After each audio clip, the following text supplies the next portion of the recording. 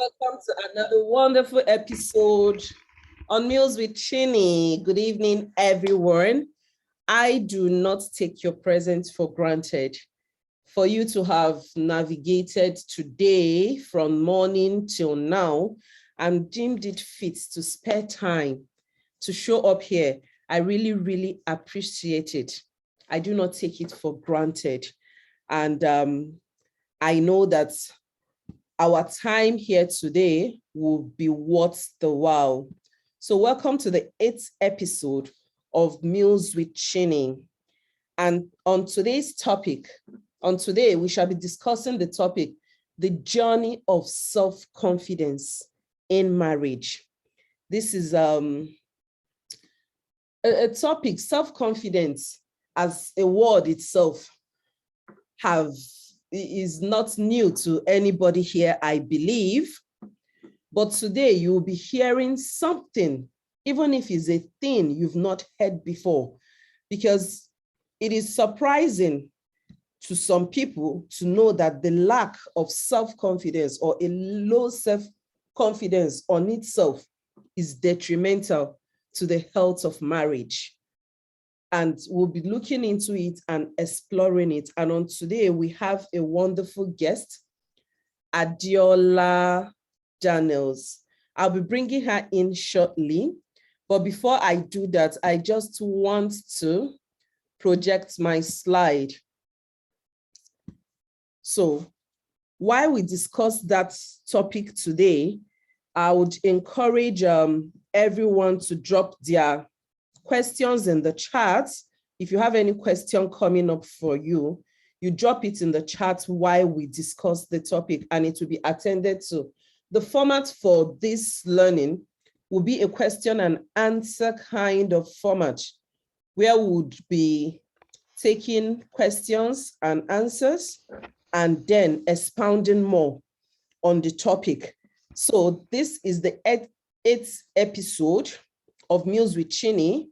The journey to self-confidence is the topic for today's learning. The journey to self-confidence, not just self-confidence, but self-confidence in marriage.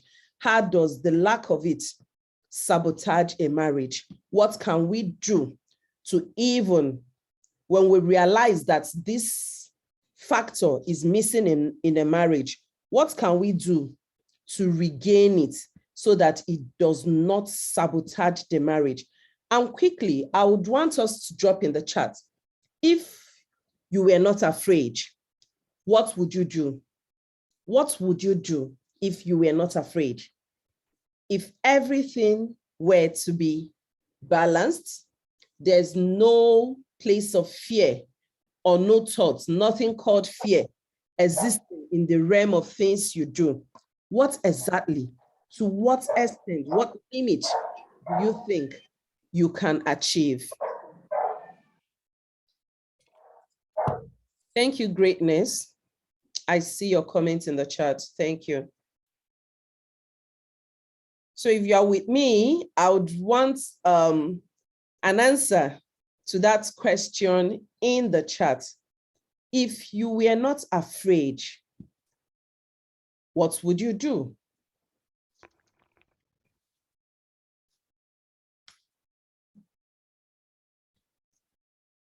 We usually like the session to be, interactive.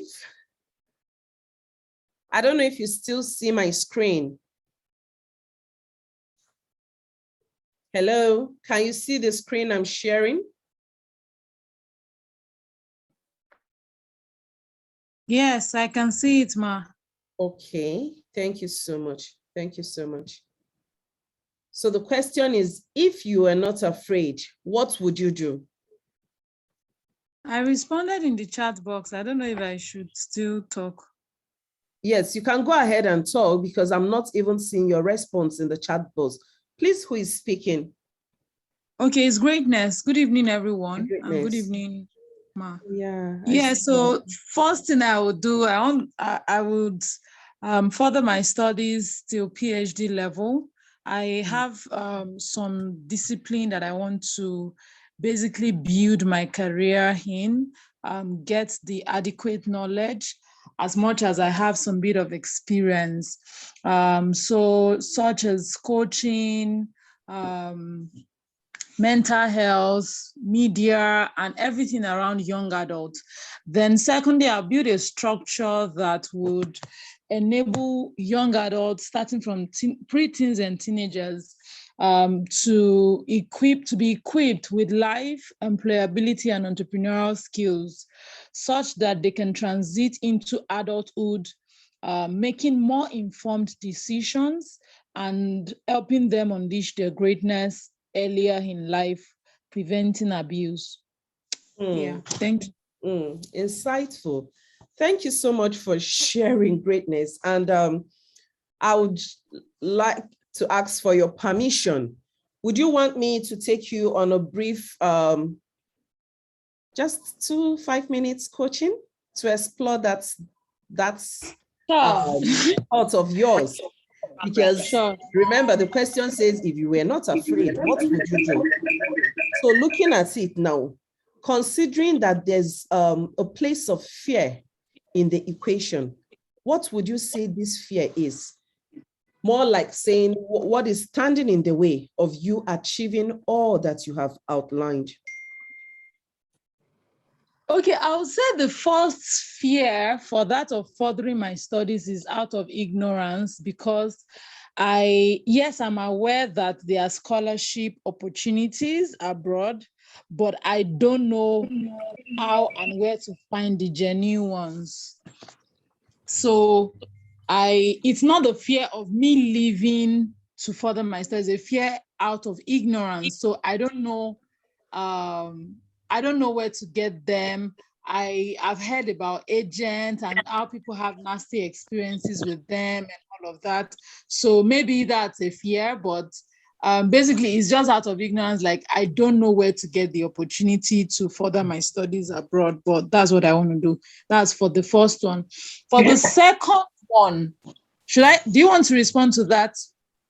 It's fine. Let's take this first one, because I wouldn't want us to deviate from the topic of today, but because I want to do this brain activator properly with you, since you indicated interest and you're willing to share, which I appreciate greatly. So I hear you say the part of ignorance, despite having heard that there are some options like seeking the help of an agent, and some people have nasty experience with them. Now, the other question I would like to ask you is, you have heard, but you have not tried. But this, whatever you heard about the nasty experience is making some fear brood in you. Did you try to, or what have you done to verify that statement that some agents are nasty? Is there a possibility that there could be some authentic ones? Yes. And lastly, what is the worst that can happen if you try and fail? Money will go. I'll lose money. Okay. I'll lose money because basically all the agents are after money, right? And so I don't want to lose money to the wrong agents.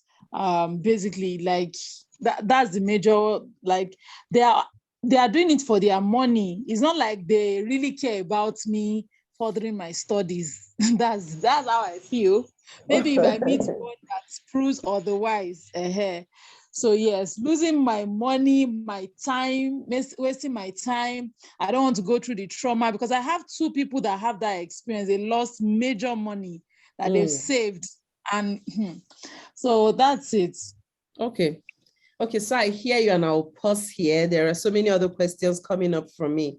But I'll pause here, leaving you with the knowledge that there are some agents that can actually help you process admission without a fee. And even if you'll be charged at the later on, that is when the admission materializes. I know of some. So you might want to expound more on your findings, because options are really available. Have you explored the option of trying on your own? That's another option. You can actually do this on your own. The information, knowledge, and everything is online. You can apply for your admission on your own. Have you explored that? And so many more. But let's don't debate for today. Thank you so much for sharing. And I see you, Hadiza. I would aim for the sky career-wise. Okay. Because I've used greatness, what was I trying to bring out from there? To tell you the place of fear, even when it has to do with confidence. With our confidence, most times, there's something underneath.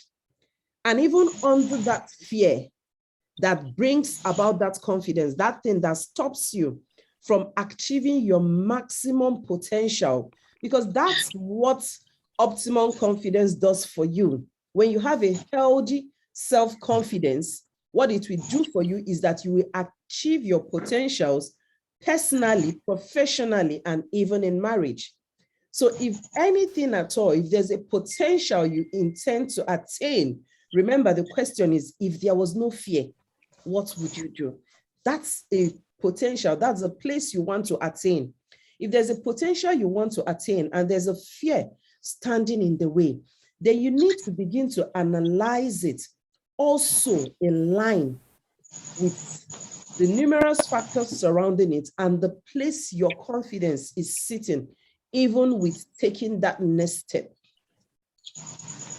And having said that, we'll move on to the next thing by inviting our speaker for today.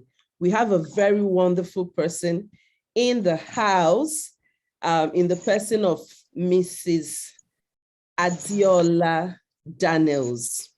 She's, I would say, the best person to bring in for today's topic, the journey of self-confidence in marriage, because Adeola is an integrative coach and a therapist with several certifications in life coaching. Please, I would appreciate if we all mute, because to mute at this stage, I have to stop sharing.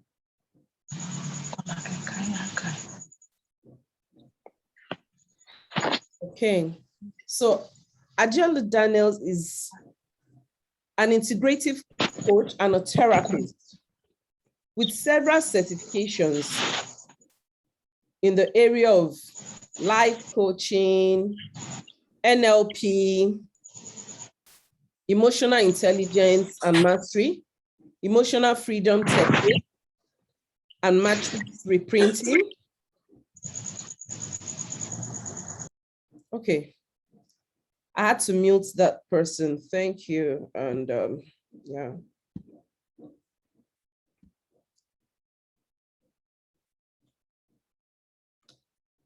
It would be nice if we stay muted so that we stop disrupting the session. Thank you so much.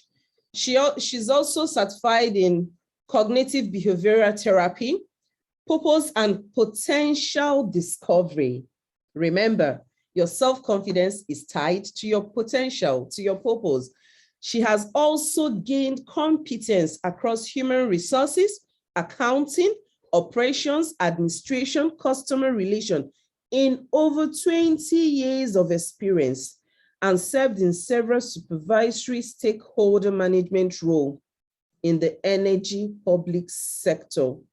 She also has vast personal experiences that is tied to the subject matter, self-confidence. She deploys her competence, especially in the mind and emotional wellness space, with her gifts of nudging her clients from feeling of inadequacy, low self-esteem, and being stuck to a place of being empowered and confident enough to thrive in various aspects of life by identifying and changing the thoughts and beliefs that do not serve them. She empowers internal and external dialogue, which are very crucial to our everyday life. So I welcome you on board, ma'am, Miss Mrs. Adeola Daniels, you can now take over from here. Welcome. So I'll stop sharing in case you have anything to share. Yes, I do. Good evening, everyone. Can you hear me? Yes, we hear you. Okay, good evening. Thank you for having me. It's a pleasure to be here and to share a little bit from my little experience, because nobody has knowledge of everything. So if you please would allow me to share my screen, I'll quickly share a few thoughts on self-confidence and marriage. So yes, please, you can go ahead and share. I've made you co-host. Okay, thank you. Okay.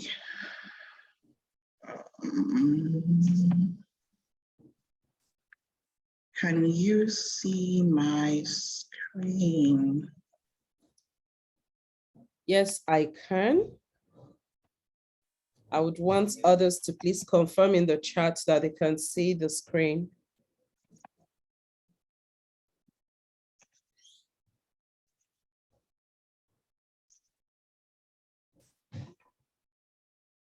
Okay. Can you all see my screen, please? Yes, I can. Yes, I can. Can other people confirm that you can see? Play? Okay, great. Okay. So thank you for having me again, Ms. Chi. As I have been introduced, I'm Adeola Daniels, and it's a pleasure to be here. So let's go straight to the meat of the day. I'm sure you all are wondering what self-confidence has to do with marriage. So I'm going to try a little bit to shed some light on that this evening. So it is said that when you have self-confidence, it is a superpower. And once you start believing in yourself, magic starts happening. So I'm going to try to talk to what self-confidence is, what self-confidence has to do with marriage, signs of great self-confidence, what self-confidence is not, amongst other things. So what is self-confidence? Google describes self-confidence as, provided by the Oxford language, that self-confidence is a feeling of trust in your abilities, your qualities and your judgment, and it gives a synonym as assurance, self-assurance. Cambridge also defines it as the belief that you can do things well and other people respect you for that. Self-confidence, also by Anelli, says it involves self-respect and having the courage to tell the truth about who you are, what you like, and what you believe. So in a nutshell, self-confidence is the courage to know yourself, believe in yourself, have a positive self-image of yourself, which gives you courage to do things that you desire to do because you respect yourself. What then is self-confidence regarding marriage? We can say that self-confidence is knowing yourself, knowing your spouse, believing in each other, and having positive feelings. What self-confidence is not? A lot of times we mix self-confidence with self-esteem. Though they overlap, sometimes it can be interchanged, or it is interchanged, but they actually mean different things. It doesn't mean the same thing, but I'll speak to that later. Self-confidence is not believing that you're perfect. Perfection is a myth. We are all a work in progress, and we are growing daily by our experiences and the skills that we have. Self-confidence is not being unrealistic. So we go into the marriage, we expect our spouses to be what they are not. We expect them to do stuff that is beyond them, that is not in their capacity. We have to be realistic about them and have the understanding that they're not perfect. But you as their spouse, you're not perfect either. Self-confidence is not expecting that life is free of challenges. There are challenges every day, we experience them, but having self-confidence helps us to cope with these challenges and difficulties. Self-confidence is not being selfish and expecting everything to go your way. Sometimes things do not go our way. So what happens when we do not have high self-confidence, when our self-confidence is low? We come back to self-esteem again. This time around, I'm going to explain what self-esteem means. Low self-esteem or self-esteem is your opinion of yourself. What do you think about yourself? How do you see yourself? So if you have low opinion of yourself, you have low self-esteem. For example, somebody comes and tells you, oh, you look nice, because you feel that that is not true, or you don't have a high self-esteem, you don't believe them. You think, oh, they're trying to, lie to you or flattering you. But in actual fact, they're sincere. When you have low self-confidence, I'm making the same mistake too, so it's just when you have low self-esteem, low self-confidence, you doubt yourself. You don't trust yourself. You don't trust your abilities to do some tasks that you even know how to do, something that you do every day. If you don't have confidence in yourself, you don't believe that you can actually do them. Unworthiness. Self-confidence, you feel unworthy, even about good things that you deserve. You feel that you're not worthy of them. You feel inferior to others. You feel that you're less than even your subordinates or your people on the same level. Then when you have low self-confidence, you don't want to do anything. You lose interest in all the things that you love doing, as well as loss of enjoyment, anxiety, depression, and aggression, transfer aggression. Any small thing, you get angry like a bull. What are the signs that you have great self-confidence? So I'm hoping that by the time I'm done, I've answered a lot of questions, but if you have any questions along the line, please note them down. Thank you. When you have great self-confidence, you value yourself for who you are, regardless of the blunders you make. You feel about yourself, you feel worthy despite apparent imperfections. Like I said, perfection is a myth. You're courageous enough to stand up for yourself and assertive. Know that you're worthy of other people's respect and friendship. You know that you're worthy of your partner's respect. And you know and accept the whole of you. Your strengths, your weaknesses alike, all make a good whole. When you have great self-confidence, you are aware of your strengths. You're aware of your limitations, you accept them, and you know how to manage them to live a good life. You accept your fault, you accept other people's faults. Like I said, perfectionism is a myth. You have a feeling of being complete, you have a sense of inner peace. You're confident, you're comfortable in your marriage, in anything that you're doing. You have the ability to create and experience happiness for yourself. You are responsible for your happiness. Let me break that table. Your spouse is not responsible for your happiness. Yes, they may contribute, but it depends on how you respond to them in situations.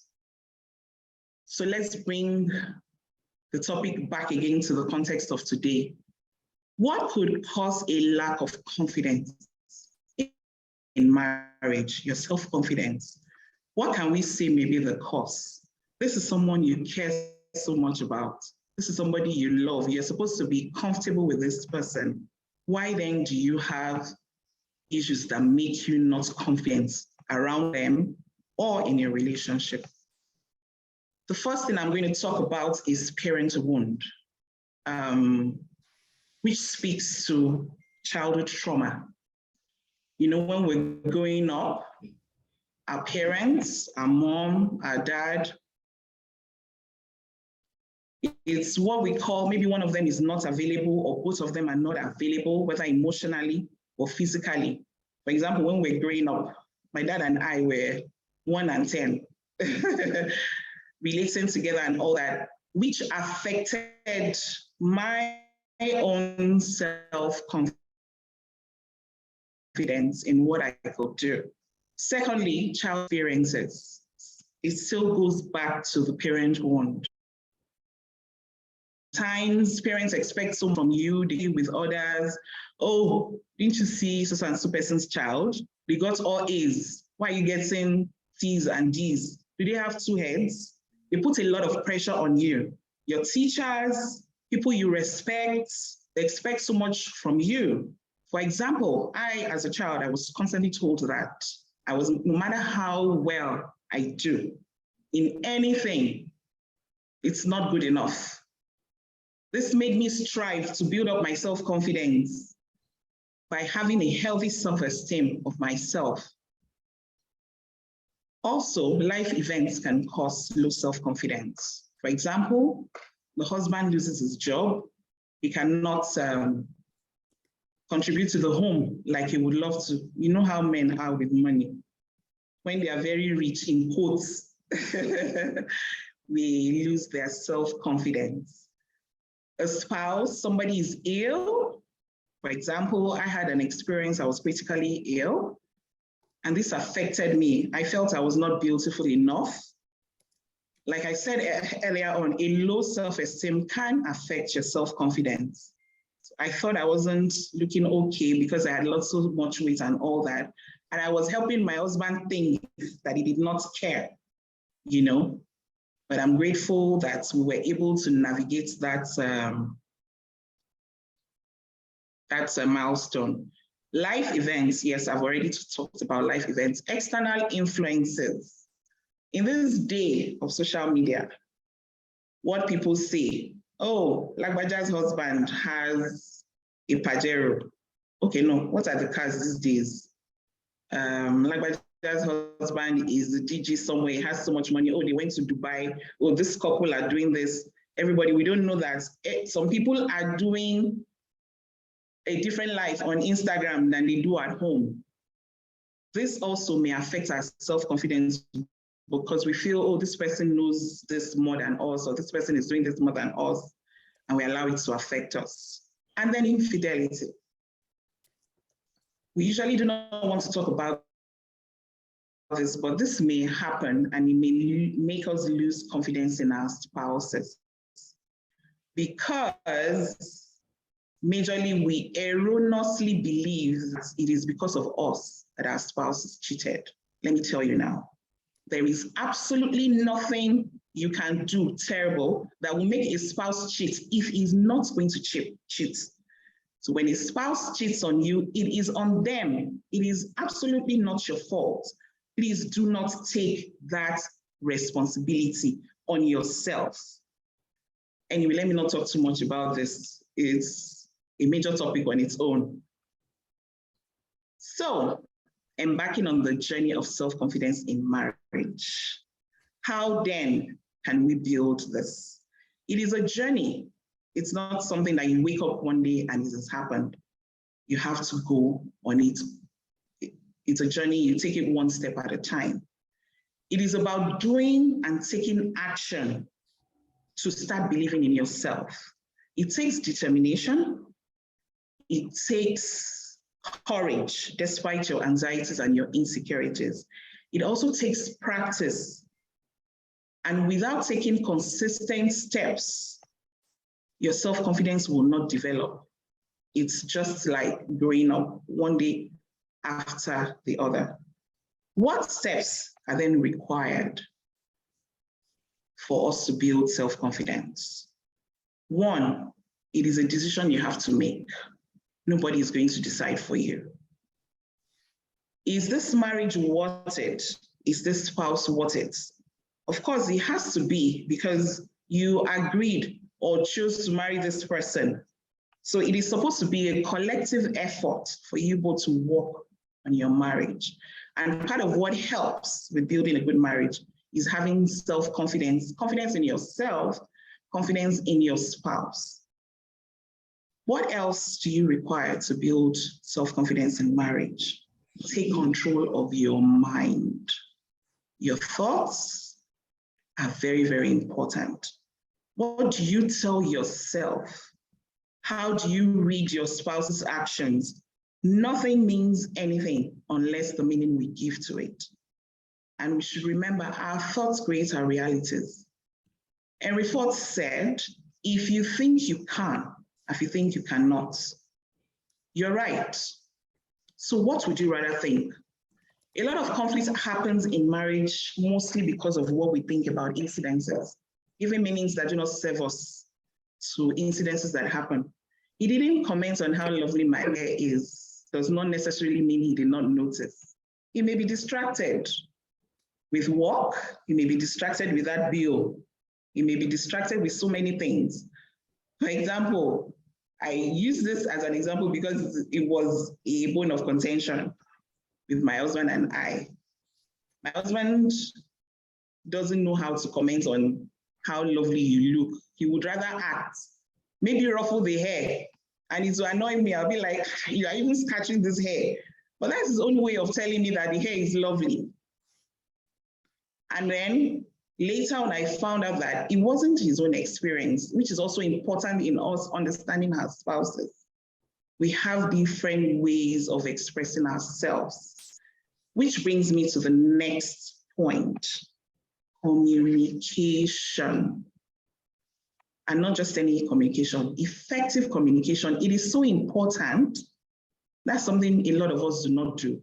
We assume, we believe that, oh, what he did, this is what it means. We give all sorts of meanings. Like I said, my husband would rather ruffle my hair. Meanwhile, I would want him to say it, babe, your hair is lovely.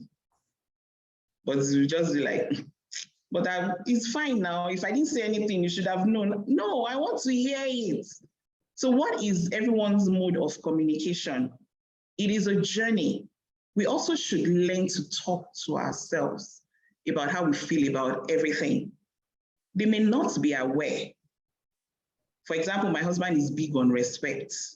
But because we were friends for so many years before we got married, I used to feel like, oh, we're together and all that. I had to come to that understanding that, okay, yes, there are times to play and there are times to actually be serious, Then another way to build self-confidence is self-talk. I already spoke to that earlier. What do you tell yourself?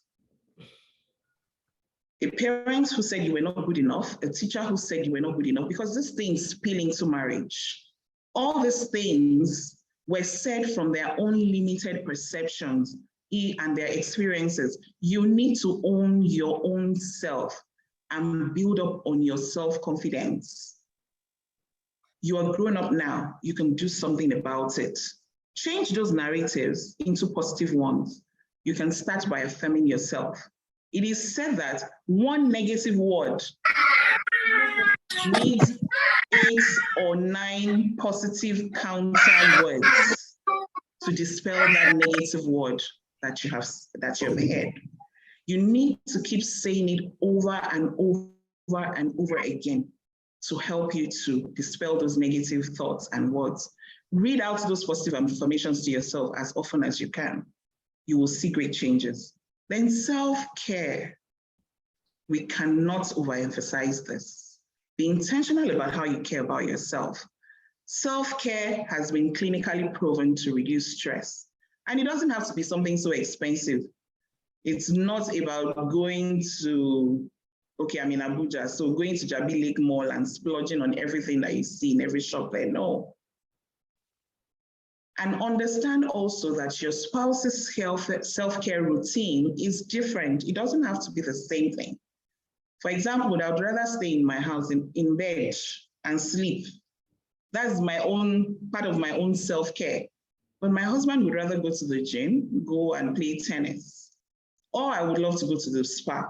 So we had to sit down, which is also part of communication, sit down and integrate each other into our self-care routines so that one person or the other will not feel, out of it. Then seek professional support.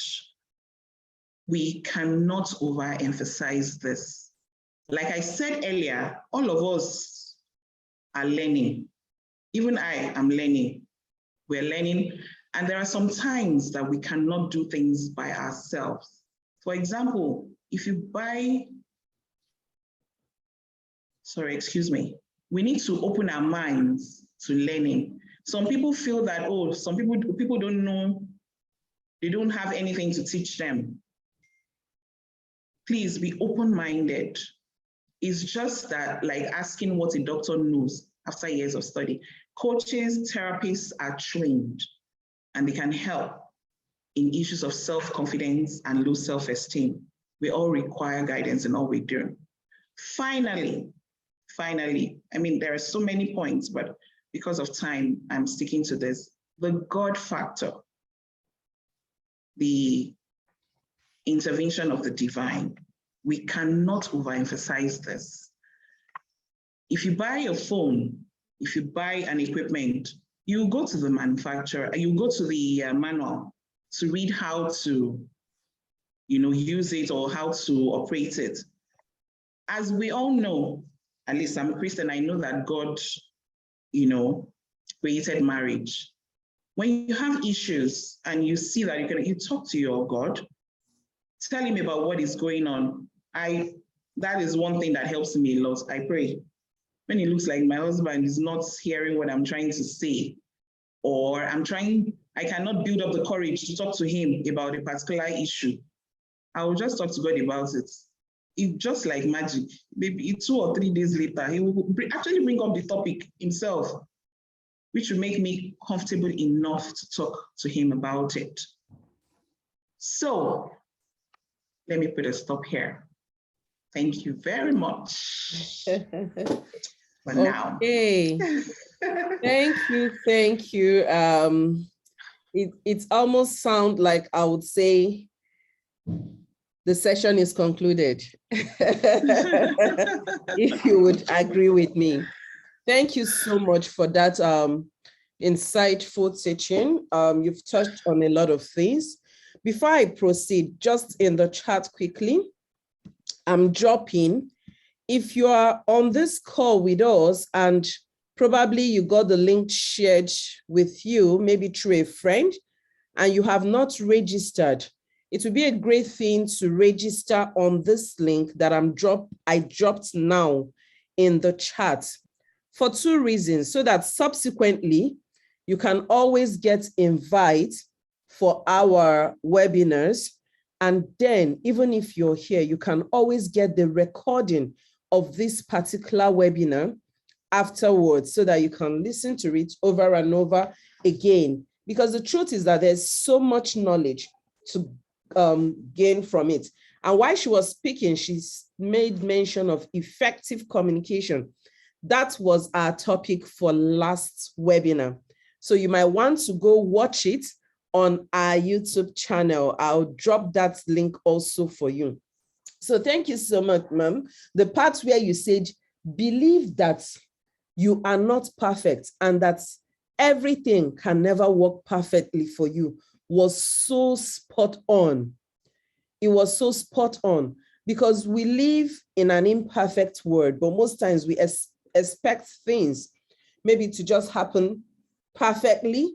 And when there's an alteration in it, you tend to struggle, especially when the confidence is low. And also when you touched on the difference between self-confidence and self-esteem, I hear you there. I also hear you say, never you take on the blame of infidelity as being personal, as being your fault. Truth of the matter is, in a way or two, for every case of infidelity, it is a case of something missing. Could you have contributed? Absolutely, yes. But that does not say it is your fault. Because this contribution does not necessarily have to be tied to the infidelity. It could be tied to something that is even long-pending issues in the marriage. It could be tied to something in your blind spots, but is missing in the life of your spouse. And that we send a craving, but that does not say that it is your fault. So always know that you are the victim, and never you feel guilty for, maybe if you find yourself in that space, never you feel guilty. It's just a case of what should we do? What should I do to rise above it? And I say infidelity does not have to end the marriage, but that's the topic for another day. Let's leave it and move on. I would like to delve straight. You've answered the question, what is self-confidence? So it's pointless asking again, what is self-confidence? I would rather want you to say, you say that there's a difference between self-confidence and self-esteem, and I hear you on that, where self-confidence being a situation of deep trust in self, whereas self-esteem is the way you see yourself, the way you perceive yourself, maybe even in terms of your achievement and all that. So I would like to know, is there possible to strive for a balance between the two? And if there's a way to strive for a balance between the two, how can we achieve that? Sorry, thank you. Yes, there is a way to strike a balance between the two. Like I said, self-esteem is your thoughts and perceptions about yourself. Self-confidence is trust in your abilities. Self-confidence is basically external. Yes, if you have a low self-esteem, it can affect your self-confidence. So what you have to do is build up on yourself. Self-talk. What you tell yourself is so critical. No matter what happens, no matter all the achievements you have that gives you that self-confidence, if you don't have a healthy sense of self, it's at the end of the day, so you go out, you are a big boss, you give that presentation at the office, you're a top person. And then when you get back into your wardrobe at home, you still talk down to yourself. It has, scattered everything that seems like the achievements that you have done. So it has to be intentional. It has to be conscious to daily work on it to have a balance of both. Okay. I hope that answers. So I hear you say that there's a harmony between both. There's a harmony, the rub off on each other. So we really need to build both together to be in a healthy place. So are there different categories of self-esteem? And if your answer is yes, what are they? And how do they affect or play out in marriage? Okay, so basically I'll talk about, there are several, but I'll talk about two majorly: healthy and unhealthy self-esteem. So if you have a healthy self-esteem, you have healthy perception of yourself, you are realistic about your shortcomings and how you can work on them and improve on yourself. But when your self-esteem is unhealthy, you're not realistic about what you need to work on yourself regarding, character, way. Or for example, you have, like I personally, I'll talk about weight issues. It used to affect my self-esteem in the past. I've gone to for example, go to the doctor and the doctor says, oh, you're breaking the scale because of health issues. And I'm busy feeling cool with myself. No, I'm bold and beautiful, and I don't do anything about it. I am shooting myself in the foot. So yes, so you're better off with a healthy self-esteem. When you're realistic about your shortcomings, you're realistic about the shortcomings of your partner, you guys come to the table to talk about it realistically on how to work on it, then that's a better one to, okay, you're better on with a healthy self-esteem. Okay. So I hear you say that we have self-esteem that is healthy and unhealthy. And unhealthy. And the more you are realistic about the status, if I'll put it that way, of your self-esteem, the better it is. You are in a better place to handle it. That's what I hear you saying. So is it possible for someone to be overly courageous, if I'll put it that way? And how can it affect marriage? So I spoke about that earlier. Overly courageous almost goes into being overconfident. Like I said before, what self-esteem, self-confidence is not. Self-confidence is not feeling like you're perfect. Self-confidence is not unrealistic expectations. So when you're overconfident, or self-confidence is not expecting everything to go your way. That's also part of being overconfident about stuff. So when you feel that you're confident, you don't want to, defer to your spouse on some issues. So you need to be able to sit down and have conversations, even if you can do it, even if your spouse is not on the same level with you on some of these issues. That is where respect comes in. It is a mutual respect relationship. A relationship, two people working together on one journey. So if you are confident and overconfident about something, and it makes you want to take decisions without talking to your spouse, it could be a major crack. It could cause major issues, which also comes back to communication. Don't feel because I can do this on my own, or my husband doesn't want me to do this, or my wife doesn't want me to do this. Sit down, look at it. What you want to do, what will be the overall clapback on the family? Is it for good? Is it going to have negative implications? How does your spouse feel about it? There, we have to find a way to balance it all before we can. So being overcourageous or overconfident doesn't help marriages. You have to be able to temper it down and have those conversations we don't want to have with our spouses. Okay. So what are some of the things that, in some marital equation, you might get a balance where both spouses are either at a healthy place of self-confidence?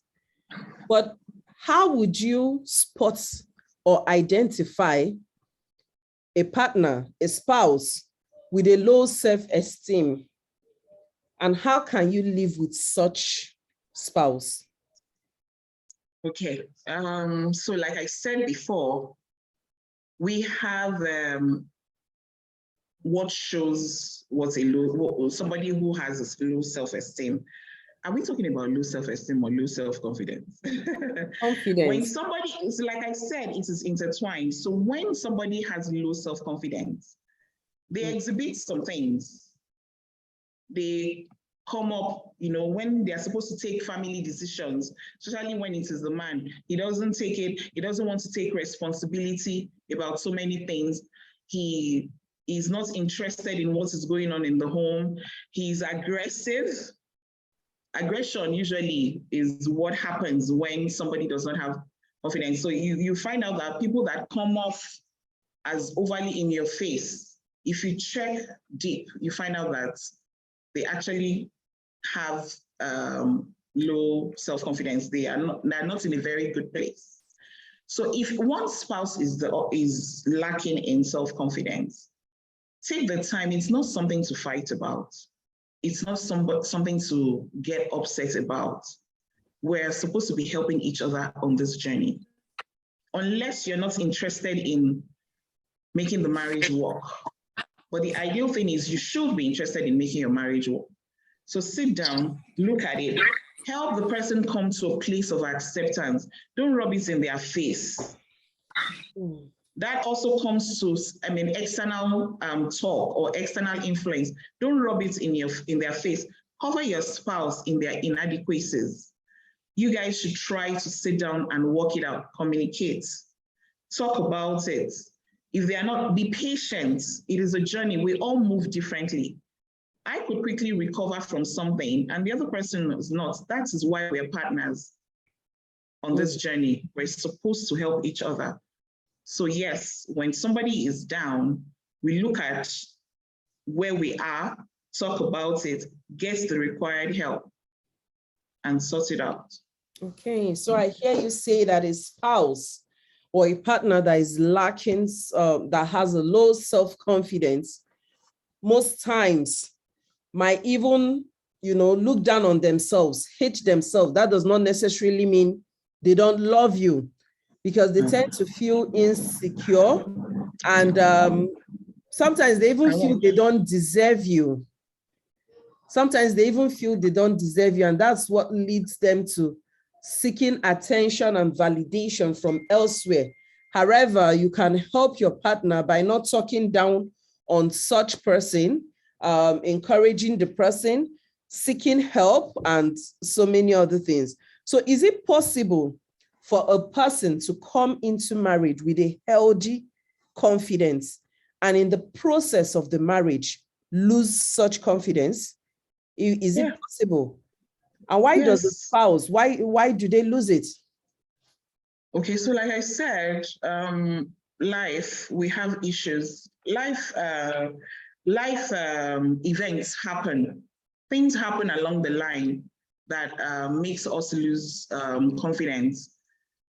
A spouse might lose their job. They might have financial issues, and that will make them lose their self-confidence. Somebody might be ill. Most of the time is life events that happen. Somebody might be ill. Like in my own case, like I said, when I was young, I had very low self-esteem. I didn't have confidence in myself. I had to build it up. And by the time I got married, people will say, Adeola is like, you're too proud. See how you carry your shoulder and everything.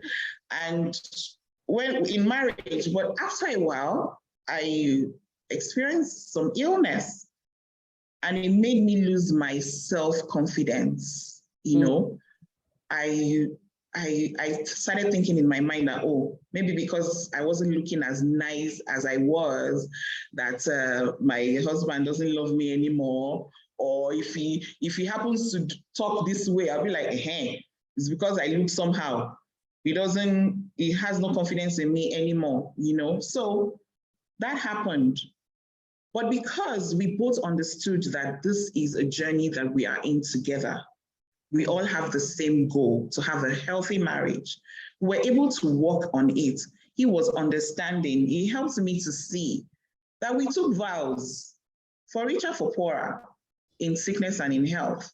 So because I don't look like the way I used to look when we got married, or I don't speak up like I should, doesn't mean he has stopped loving me, and we're able to work together to navigate that journey. So yes, it can happen, and yes, it can be overcome. Sure. So I hear you say it can have great marital impact, but with a partner who have the same goal with you and willing to work that goal with you, and with you taking the decision to even work it, you both can help each other evolve and come to a place of a healthy self-confidence. So how would you say you can, some practical tips on how you can help a spouse revive their confidence? Because in the chat here, I see Greatness sharing you up. She say, wow, Coach Adeola, you've really evolved. So some people would really want to know, okay, what are the practical steps? What are the process to this self-confidence? Because you did mention while you were speaking that is a process, is a journey. So what are some of those practical steps that, if there's a spouse in the house today and have taken the decision to help their partner, to help the other spouse, what are some of the practical steps they can take? Okay, thank you. First of all, I, as a person, the spouse in question that has issues with self-confidence has to choose to want to move from that low self-confidence to better self-confidence, to better self-esteem. I mean, you can take a horse to the river, you cannot force them to drink water. So they have to be in a position and a place ready to move. They have to change their self-talk, their internal dialogue, what they tell themselves. They have to believe that they can get better. They have to be open to correction, to learning, improve themselves. Go online. There's so much you can learn online now regarding talks. Go, what skills, what do you think you're lacking in that you need to build up on? Learn. There are a lot of free courses online. YouTube, there's YouTube University now. So much you can learn there. Ask questions. Be open to learning. Be open to constructive correction. And then the spouse also has to be understanding and patient. You have to be patient with your spouse in this journey of building self-confidence. In a nutshell, yes, that's it. Thank you. Okay, so lastly, before we ask if there's any question from the house, how can couples develop self-confidence in themselves? Now, as a couple, we've been speaking to maybe individuals. As a couple, how can they develop confidence in themselves? You might want to give us one or two tips. Yes. So, first of all, most importantly, know your spouse. Know your spouse, know their expressions of self, so that you don't misunderstand some actions or some statements that they make. Communicate, build trust. If you say you are going to Kutu, make sure it's the Kutu that you are going to. Before somebody else will come and say, oh, we saw him in Aba, we saw her in Lokoja, when you said this is where you're going to, build trust. Then incorporate quality time with each other.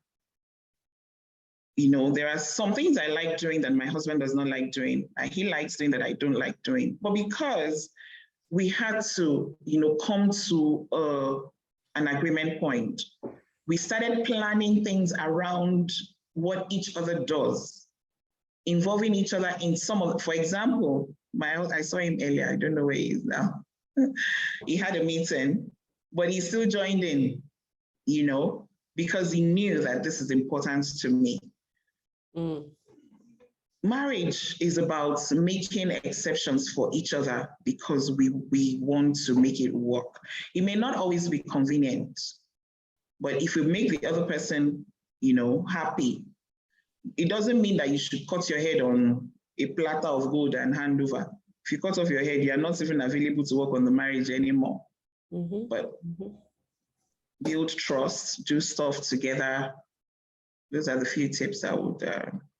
Okay, thank you so much for that. And before I lose tab of my thoughts, extend our appreciation to your husband. We really, really value it when we have spouse in the house coming in to support their spouse. Yeah, we really value it. So please extend our regards and appreciation. And I see a lot of my people too that joined in. Thank you so much for honoring my invitation. Yes, thank you all. I'll just go back to my screen sharing. Thank you so much, Adeola. You've done great justice to today's topic. And the topic, once again, in case you've not heard us mention it, is the journey of self-confidence in marriage. The journey of self-confidence in marriage. And while she spoke to a lot of things, from differentiating self-confidence from self-esteem, from telling us what causes it, what can be done, and all that's in between. She has done great justice to it. And I would like to drop again in the chat room the link. If you have not registered, in order to get the replay of this session, please, you might want to register on that link you're seeing now. That's the only way we can share the replay with you. Having said that, we've learned a lot this night. The processes she outlined are actually very clear. You have to believe in yourself, take that decision, and then know your limitations, know your goal. What is challenging you exactly? What do you want to achieve? You have to also understand the concept, self-confidence, from the perspective of your spouse. It's not enough to know yourself. You have to understand your spouse, because doing marriage together, in order for you to be at a place of self-confidence as a spouse, collectively as a couple, then you need to understand each other's perspective, knowing that varying and differing opinions does not have to affect you in a negative light, so long as you give an empowering meaning to it. She did mention that nothing have any meaning except the meaning we give to it. You need to be proactive too. She said there's a YouTube university. Gain knowledge on your own. Work on yourself. Clear up feelings. Sometimes there could be hurt things from the past, traumas and everything. And the truth is that until you deal with your pains, you cannot evolve. Until you've dealt with those things that are holding you back. It could be embedded deep into your childhood. It might not even be something arising in marriage now. But the truth is that it will keep on sabotaging your current reality, except you work on it. So don't bottle up your feelings. Don't bottle anything up. If you need help, there are professionals to give you that help. Don't keep yourself in a place where you feel insecure and all that. You have to speak up. You have to connect with your spouse. You have, by effective communication, she mentioned, and remember that was the topic for our last webinar. You might want to watch that. The link is in the chat. The YouTube link is in the chat where you can watch that again, and you can follow us on YouTube. So try to build up your confidence. As a couple too, don't be overly dependent. Get involved in what you're doing. Walk the journey with each other, because the part of any self-discovery journey, as well as self-confidence, is for you to find out who you are in different situations. Who you are in different situations. Remember also that your spouse is a being, is a human being, and you have to realize that they are on their own journey of becoming. They are on their own journey of evolving. So it's not centrally just about you. And that is why you have to avoid playing the victim card. Like it's just you.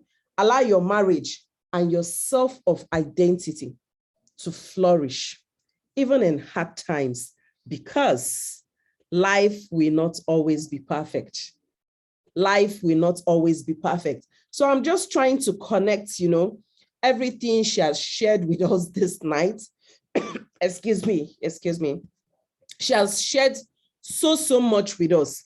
And I don't see any question in the chat, but if we have any question, we can go ahead. You can go ahead on mute and share your, ask your question.